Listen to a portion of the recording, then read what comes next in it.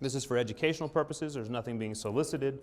I am a investment advisory representative with Financial Network Investment Corporation, and securities and investment advisory services are offered through Financial Network Investment Corporation.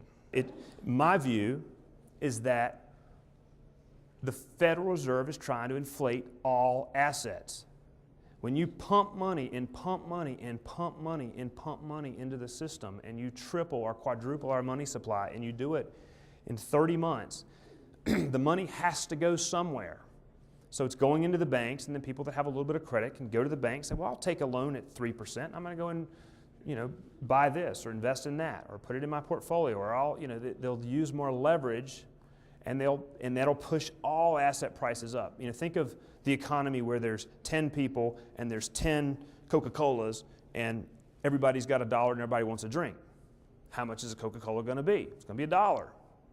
So our economy produces a relatively stable amount of goods and services every year, and we have a pretty stable population, and we got X amount of dollars. If we dump a whole bunch of money into the system, doesn't matter if we give them to each person equally or not.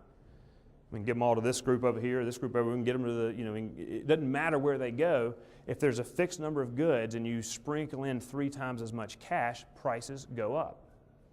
You understand sort of the economic principle? And I think that this chart demonstrates that they are being effective in this effort to inflate asset prices.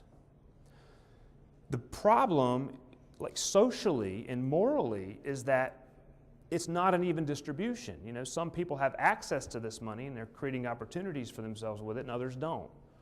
And that's when you get into politics, and then I can't help you there. The S&P 500 index is a widely recognized measure of the U.S. stock market performance. It is an unmanaged index of 500 common stocks chosen for market size, liquidity, and industry group representation, among other factors. The Barclays Capital U.S. Aggregate Bond Index is an unmanaged index that covers the U.S. dollar-denominated investment-grade fixed-rate taxable bond market of the SEC-registered securities. The index includes bonds from the Treasury, government-related, corporate, mortgage-backed securities, asset-backed securities, and collateralized mortgage-backed securities sectors. Barclays Capital U.S. Intermediate Government and Credit Bond Index is an unmanaged index that includes U.S. Treasuries, government-related issues, and investment-grade U.S. corporate securities with remaining maturities of 1 to 10 years.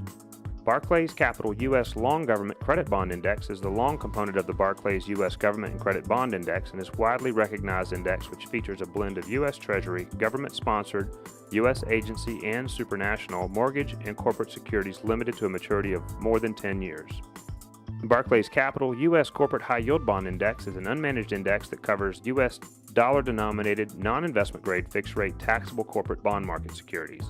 Citigroup 1-month Treasury Bill Index measures monthly return equivalents of yield averages that are not marked to market. This index consists of the last 1-month issues. Returns for this index are calculated on a monthly basis only.